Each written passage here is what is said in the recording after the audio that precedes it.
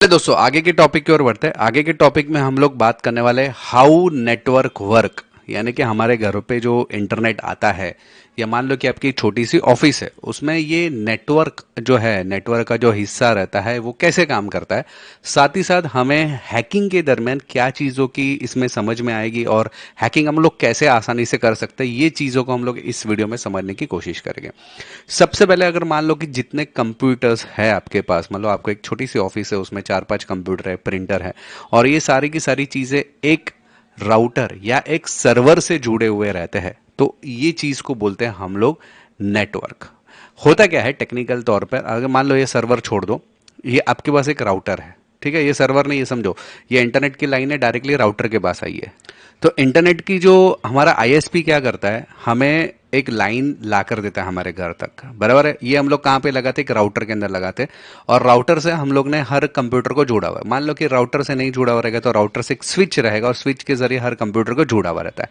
कुछ इस टाइप का सिनारियो हो सकता है। मान लो कि ये आपका एक राउटर है और ये आपका समझो एक स्विच है, और स्विच के जरिए हम लोग ने जुड़ा हुआ है। अच्छा, राउटर जो रहता है, मतलब ये आईएसपी ने आपको जो लाइन लाकर दिया हुआ है, ये राउटर जो है वायरलेस भी हो सकता है, यानी कि वाईफाई वाला भी हो सकता है और वायर वाला भी हो सकता है, बराबर है।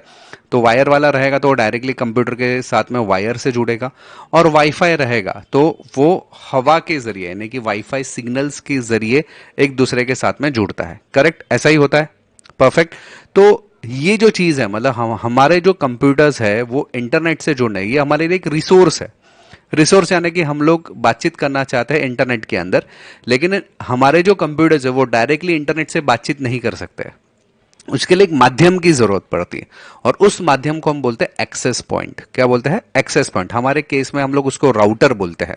आपके घरों में जो लगा हुआ रहता है राउटर, उसको हम लोग टेक्निकल नाम है एक्सेस पॉइंट। ये एक्सेस पॉइंट करता है क्या है, इंटरनेट की लाइन को कनेक्ट करता है और आपके जितने भी कंप्यूटर्स है उसको कनेक्ट करता है। इन दोनों के बीच में जो माध्यम है वो आपका एक्सेस पॉइंट यानी कि राउटर है। एक्सेस पॉइंट वाईफाई वाला भी हो सकता है या विथ वायर वाला भी हो सकता है। काम कैसे करता है, अभी काम करने का अगर मैं तरीका बताऊं, मान लो कि मैं एक क्लाइंट हूं, मैंने www.google.com लिखा, तो मैं डायरेक्टली ये क्वेरी इधर नहीं भेज सकता। मैं जब ये टाइप करके भेजता हूं तो वो क्वेरी जाती है हमारे एक्सेस पॉइंट के अंदर। एक्सेस पॉइंट क्या करता है, वो क्वेरी को भेजता है गूगल में, मतलब इंटरनेट पे। इंटरनेट पे सर्च करता है भाई गूगल किधर है, इंटरनेट उसको रिस्पॉन्स करता है, हाँ भाई गूगल का ये साइट है और ये है। वो साइट का लोकेशन वगैरह शेयर करता है एक्सेस पॉइंट से, और ये एक्सेस पॉइंट फिर हमें लाकर दे देता है।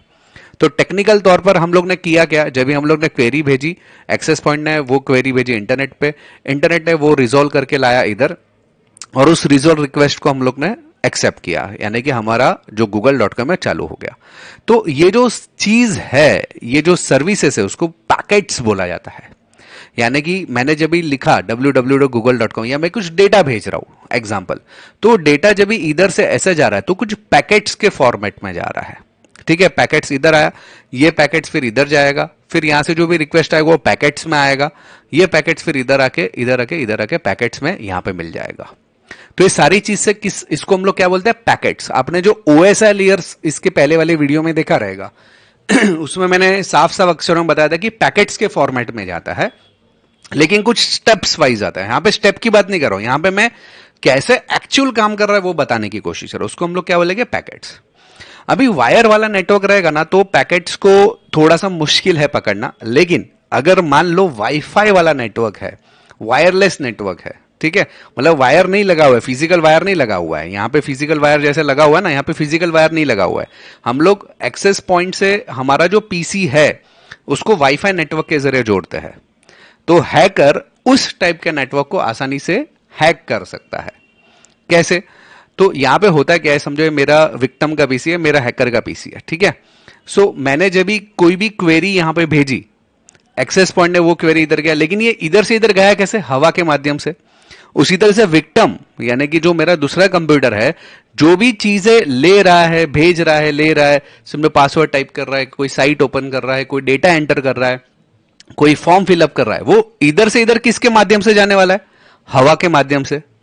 अगर उसी हवा के माध्यम में मैं मेरे कंप्यूटर से इसका डेटा हैक कर लूं, तो क्या होगा, इस ये जो भी काम कर रहा है वो मुझे भी यहां पे दिखाई देगा।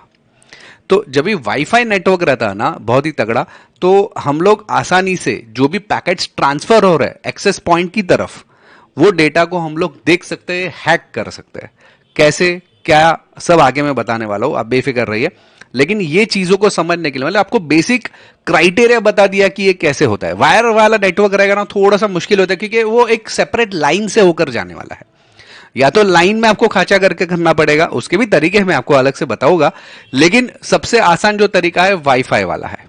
और आगे के कुछ लेक्चर्स हमारे वाईफाई नेटवर्क को हैक करने के रिलेटेड ही मैं करने वाला हूं, तो आपको काफी आसानी से समझ में आ जाएगा। ठीक है, इतना समझा? चलो, आज के इस टॉपिक में इतना ही। मैंने आपको एक बेसिक एग्जांपल दिया कि हम लोग हैक कैसे करने वाले वाईफाई नेटवर्क को, और वाईफाई नेटवर्क क्या रहता है, और कैसे बेसिकली हमारा नेटवर्क काम करता है, यानी कि रिजॉल्व मतलब क्वेरीज कैसे जाती है, रिक्वेस्ट कैसे जाती है, और उसका रिस्पॉन्स कैसे आता है सामने की तरफ से। तो वो मैंने एक्सेस पॉइंट बीच में क्या माध्यम रोल प्ले करता है, वो सब चीजें मैंने बता दी। नेक्स्ट लेक्चर में इसी को टॉपिक को आगे लेकर मैं चलने वाला हूं। ठीक है।